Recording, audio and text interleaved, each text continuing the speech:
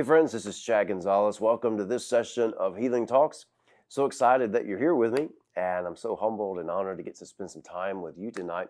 We are going to be talking about being partakers of God's divine nature and how the life that's on the inside of us is far greater than the sickness, disease, death, all those things that are trying to come against us. So we're going to be talking about this question of how much more. But before we get into that, I just want to say thank you to all of our wonderful partners. You guys are amazing. I'm so very humbled and honored by all the wonderful people we get to meet all over the world. This past weekend, we had some great meetings. I got to meet so many of you for the very first time. And I'm always so humbled by the wonderful people that come our way. Actually, I want to make mention of this. I forgot to tell you about this last week, but if you did not see it's a short little video. It was a short video we put out when we went to go see Miss Letty Nixon. So Miss Letty, if you're watching, we love you, and it was such an honor to be with you.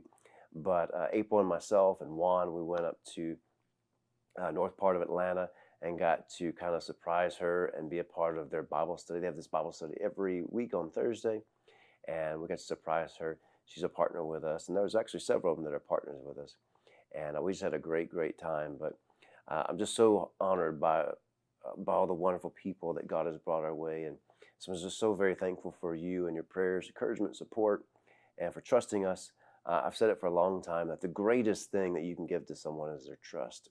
And so I just want to say thank you for trusting us with your time, the teaching, your finances. Thank you for trusting us. And we do our very best to give you the best teaching possible and to represent you in the very best possible way that we can all around the world. If it wasn't for you, we wouldn't be able to do what we do. So thank you for being part of the team. Hey, wherever you're watching from, if you would, please put your name and your location, put your state, country, put it in the chat. We'd love to see all of those that are joining in from all over the world. You guys it's just so cool to see those that God's bringing in and joining this team as we're advancing. Right, got the advance logo on my shirt tonight. We're advancing this wonderful truth about our union with Christ and just waking up the church. So we're so very thankful for all of you that are a part of this. So let's get into the message for tonight. I want you to first turn over to Romans chapter 5. Now, this is something we've talked about to a degree, but we were actually in Arizona just a few weeks ago, and this was a message that I preached on Sunday morning, and it was some things I've talked about before, but hadn't really gone into that great a depth, I don't think. And it just kind of opened my eyes to some things and been just kind of chewing on it. So I want you to look over at Romans chapter 5. And Romans chapter 5 and verse 12, it says, "Therefore, just as through one man sin entered the world, and death through sin, and thus death spread to all men because all sin. For until the law, sin was in the world, but sin is not imputed when there is no law. Nevertheless, death reigned from Adam to Moses, even over those who had not sinned according to the likeness of the transgression of Adam, who was a type of him who was to come." And so, we talked about this in the book Never Be Sick Again. If you haven't got your copy, get your copy. But we talked about the flow of death that was taking place because of the connection to Adam. And this is just something I was thinking about. I want you to think about too. And that when we look at our world, and we've all grown up aware of the curse, we may not realize it, but we've all grown up aware of the curse and aware of sickness and disease and what sickness does in people's bodies and how, stuff like cancer, it'll ravage people's bodies. But it's all because of this connection to the first Adam. Sickness and disease didn't show up until Adam sinned. But we see right here, it says, "Through one man sin entered the world, death through sin, and it spread to all men because all sin.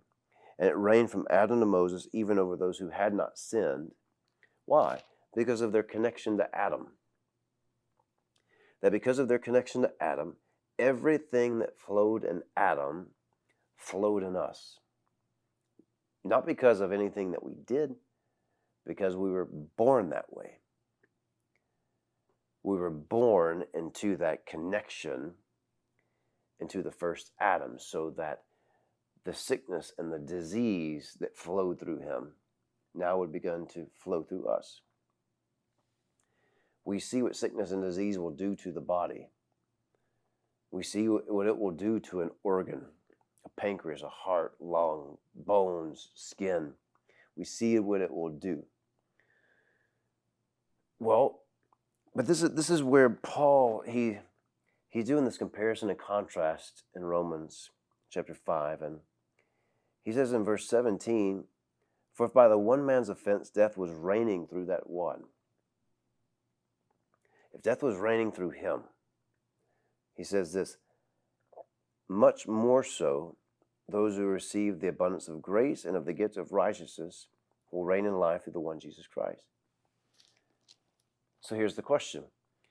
If sickness was reigning through Adam,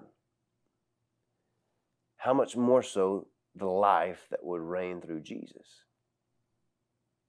Now again, we see what sickness will do, disease will do, sin will do. We see what it will do to someone's life. And we see the greatness of its impact in people's life. Well, if sin, sickness, disease, if it will do that, how much more so the righteousness of Jesus, the healing of Jesus, how much more so will it do in someone else's life? See, it comes down to this, that because we have grown up in the curse, we're very well aware of it. We're very well versed in what it can do and what's normal in the world. We magnify those things. We magnify what disease will do in someone's body. That's why for most people, the vast majority of people, when the doctor says, well, you got cancer, all of a sudden our world is turned upside down. And granted, I'm not taking away from the seriousness of the situation. But what I'm saying is we begin to magnify the curse. We begin to magnify death. We begin to magnify sickness, disease. We magnify sin. We magnify these things. But then you got to ask yourself the question. If sin, sickness, disease will do that through the flow that was connected to Adam, how much more so the life that flows in Jesus? Let me put it to you this way. If disease will affect my body in such a great way, how much more so the life of Jesus affect my body in an even greater way? Look, I want you to put this in the chat. Put this in the comments. How much more so? How much more so? If disease will do that, how much more so the life of Jesus outdo that? We've got to start magnifying that which is actually greater. So you have to ask yourself the question, what am I magnifying? Am I magnifying the lesser, or am I magnifying the greater? Now again, I'm not taking away from the standpoint that what the curse will do, what sin, sickness, disease will do in someone's life, it's bad. But instead of magnifying that, what if we started magnifying that which is greater? Come on, take the scriptures we know. Greater is he that's in me, than he that's in the world. What if we stopped magnifying the devil, magnifying disease, magnifying death, magnifying sin? What if we started magnifying the great God who lives on the inside of us? Don't we realize how that would affect my consciousness, how that would affect my faith, how that would affect my boldness in life?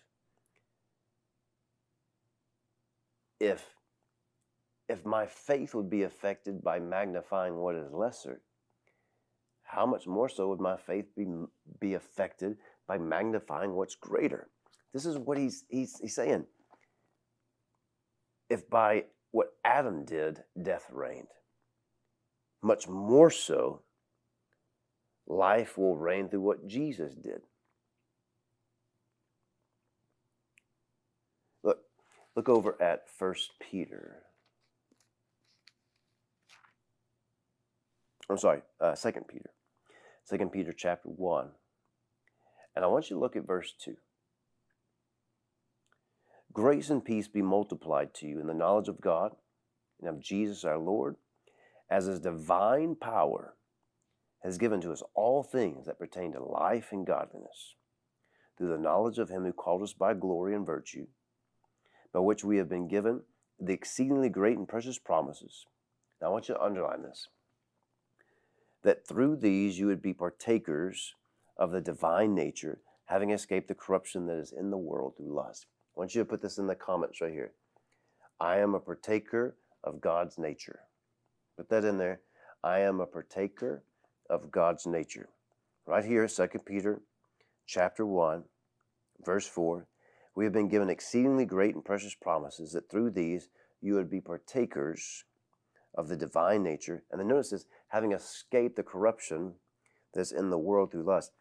Partaking of his nature, his life, puts us in a position to not have to go through what everybody else is going through in the world.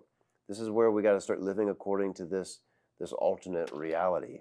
So the Apostle Paul, he tells us in Colossians chapter 3, we look at this one a lot. Colossians chapter 3, verse 1. If you were raised with Christ, seek those things that are above, where Christ is, sitting at the right hand of God. Set your mind on things above, not on things of the earth, for you died, and your new life is hidden with Christ in God. I died. So what I died to, this is good. What I died to, I should stop magnifying. You can say it like this, I should stop magnifying what I'm dead to. Actually, put that in the comments right there. And I'm going to write this one down in my journal. Actually, I'll write it down right now because I don't want to forget that. That's a good one. See, I do this. All right, I'm going to write it with you, right? Don't magnify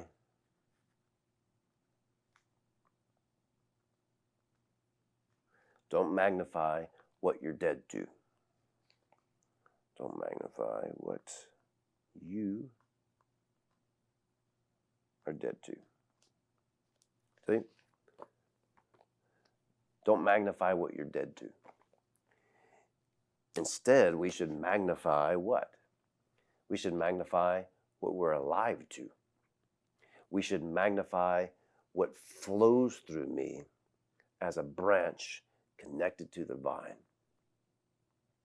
I am a partaker of his divine nature, and that puts me in a position to escape the corruption that is in this world through lust.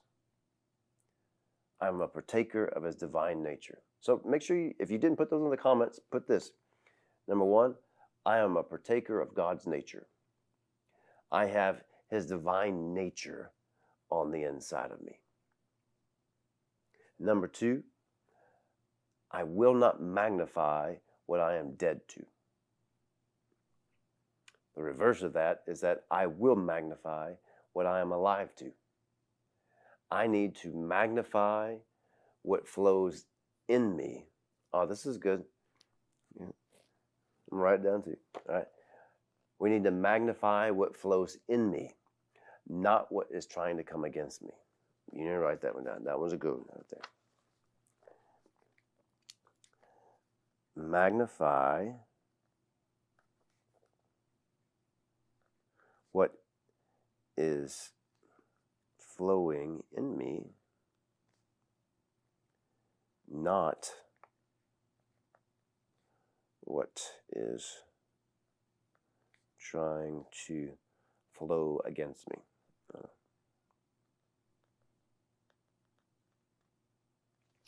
It really is about becoming more God inside minded, becoming more conscious of him. becoming more aware of who's on the inside of me, what's on the inside of me, so that this really is the life of faith, walking by faith. That I'm not walking according to my senses, my physical senses of what I see, hear, feel, taste, touch. I'm walking by faith. I'm walking according to my spiritual senses. I'm walking according to who I am as a spirit, what's on the inside of me, what flows on the inside of me, who I'm divinely connected to, what I am a partaker of. If you don't get anything out of tonight, I want you to think about that. How much more so? How much more so the life of God in me than the disease that's on the outside of me? Now, I'm not saying that, there isn't disease that's gotten into people's bodies. We're not denying that. Not trying to take away from that by any means at all. But I want to encourage you, magnify what is in you as a spirit, not what is in your body. If you've got sickness and disease going in your body, stop magnifying the body. Begin to magnify you as a spirit being and who you're divinely connected to. And if you'll begin to do that, I'm telling you, and I know I'm not saying I'm perfect at it by any means, but I'm telling you, I've seen it through experience. If we'll do that, that's where you begin to see changes begin to take place in your body. So remember, number one, we're going to magnify what's in us as a spirit, not magnify what's in our body.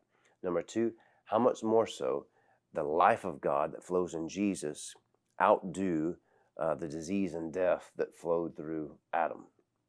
How much more so the life that's in Jesus outdo the disease and death that's in Adam? We're not connected. If you got born again, we're not connected to Adam anymore. That life is over with. That life is done. Why? I'm a new creation in Christ Jesus. The old life is gone.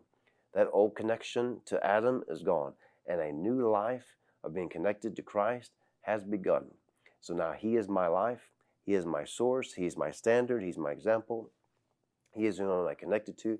And He's the one that I magnify. I will not magnify the works of the devil. I will magnify the works of Jesus. I will not magnify the sin, disease, and death. I will magnify the righteousness of God. I will magnify the life that's on the inside of me.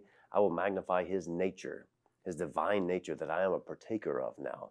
Not because of what I did, but because of what Jesus did in me. So that's your takeaways right there. How much more so, right? How much more so? And then what are you magnifying? Are you magnifying the lesser, or are you magnifying the greater? Praise God.